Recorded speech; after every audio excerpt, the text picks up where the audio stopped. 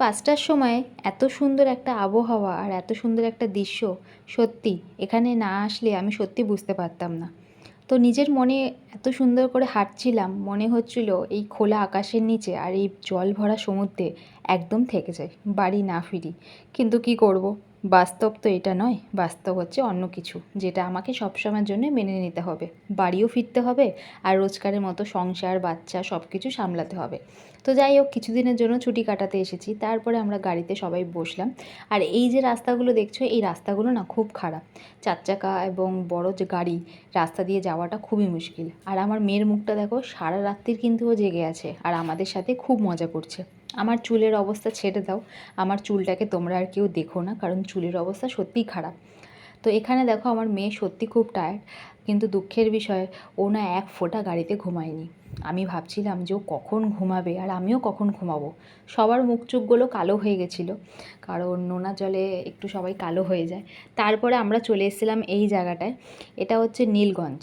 তো নীলগঞ্জের নাম তোমরা অনেকেই শুনেছো, কিন্তু দুঃখের বিষয় আমরা ওখানে যেতে পারিনি। কেন, এই যে রাস্তাটা দেখছো, গাছ পড়ে রাস্তা গেছে বন্ধ হয়ে, কাদা ভরা, কারণ এখানে গাড়ি ঢুকলে গাড়ির চাকা ডেবে যেতে পারে। তো এই জায়গাটা হচ্ছে, এখানে সবাই কলে জল ফল নিতে আসে। এই পুকুরে অনেকে স্নান করে, কিন্তু এই পুকুরটা এখন বর্ষার জন্য ভরে গেছে বলে পুকুরে এখন আর কেউ স্নান করে না। এখান থেকেই সব গ্রামের রাস্তাগুলো শুরু। তো আমি এখানকার সকালবেলার দিকে ওয়েদারটা তোমাদের সাথে শেয়ার করলাম। তো এই গ্রামের রাস্তাগুলো খুবই ছোট, এখান থেকে একটা 4 চাকা ঢুকলে একটা বাইক বা একটা সাইকেল যাওয়াটা খুব মুশকিল। ঠিক আছে, তো এখানে সকালটা খুবই সুন্দর ছিল। আর এখানকার মানুষজন সকালবেলার দিকে এত সকালে উঠে এত মানে কাজকর্ম মানে তাড়াতাড়ি করে সেরে, মানে কি বলবো, এখানকার বাচ্চাগুলো ভোর 5:30টার সময় কাঁধে ব্যাগ নিয়ে পড়তে যাচ্ছে। মানে বুঝতে পারছো, আমাদের শহরে কোনো বাচ্চা 5:30টার সময় বইয়ের ব্যাগ নিয়ে পড়তে যায়? একদমই না। তো যাই হোক, এখন ঘড়ি কাঁটায় বাজে ভোর 5টা।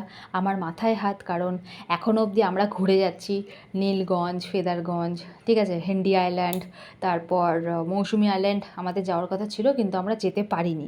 ঠিক আছে, আর হেন্ডি আইল্যান্ড ওটা বন্ধ আছে, ওটাতে কিছু কাজ চলছে, ওটা বন্ধ। তো রাস্তাটা এখানে খুব সুন্দর, বিশেষ করে গ্রামের রাস্তা এগুলো। তো আমাদের সবাই, মানে আমাদেরকে সবাই দেখছিল গ্রামের ভিতর থেকে।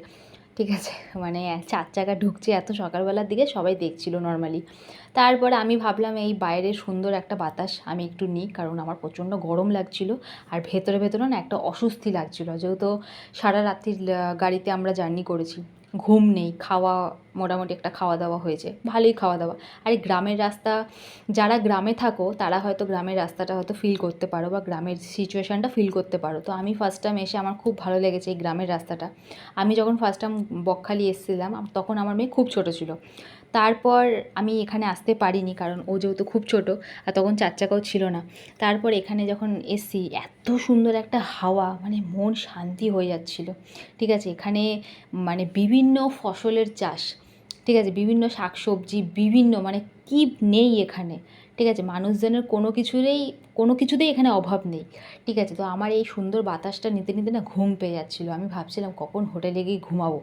কিন্তু দুঃখের বিষয় কি জানো, হোটেলে গিয়ে আমার যে এত সমস্যায় ভুগতে হবে আমি কোনো দিনই ভাবিনি। আমি নেক্সট ভিডিওতে তোমাদের সাথে শেয়ার করব কি হয়েছিল।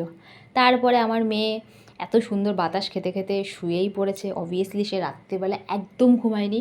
আর সারা রাস্তায় গাড়িতে ও এত চিৎকার করেছে, যেহেতু কমফোর্টেবল হয়ে ঘুমাতে পারছে না। একটা জায়গায় থেকে আর একটা জায়গায় যখন বাচ্চা যায়, তখন সে কমফোর্টেবলভাবে ঘুমাতে পারে না। ঠিক আছে, তারপর আমি এখানে ফাইনালি আমরা হোটেলে চলে এসেছি, তখন ঘড়ি কাঁটায় বাজে 10:30। মানে বুঝতে পারছো আমরা কতক্ষণ আমরা বাইরে ছিলাম। ঠিক আছে, যেহেতু আমরা ভোর 4টের সময় পৌঁছে গেছি, তারপর থেকে আমরা সারা দিন আমরা বাইরে পুরো প্রত্যেকটা জায়গায় আমরা ঘুরে ফাইনালি হোটেল বুক করে 10টা 10:30টার সময় আমরা হোটেল নিলাম। তারপরে আমি হোটেলে এসে ভালো করে ফ্রেশ ট্রেশ হয়ে মেয়েকে ভালো করে জামা ঠামা পরিয়ে আমি না একবার ফ্রেশ হয়ে গেছিলাম, জানো তো, কারণ আমার প্রচণ্ড টায়ার্ড লাগছিলো।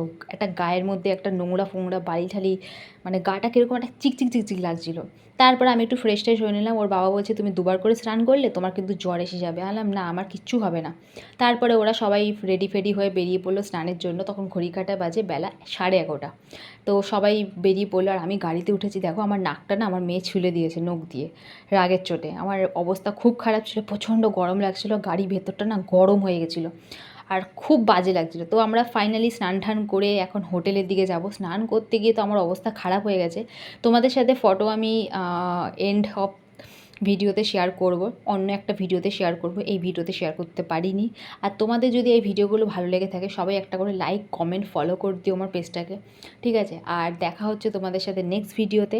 আর আমার অবস্থাটা দেখো খুব খারাপ, কারণ আমি রোদে এতক্ষণ ধরে স্নান করেছি সমুদ্রে। ফার্স্টে তো নামছিলাম না মেয়ের জন্যে, ঠিক আছে? খুব ভয় লাগছিলো। তো চলো দেখা হচ্ছে নেক্সট ভিডিওতে, টাটা।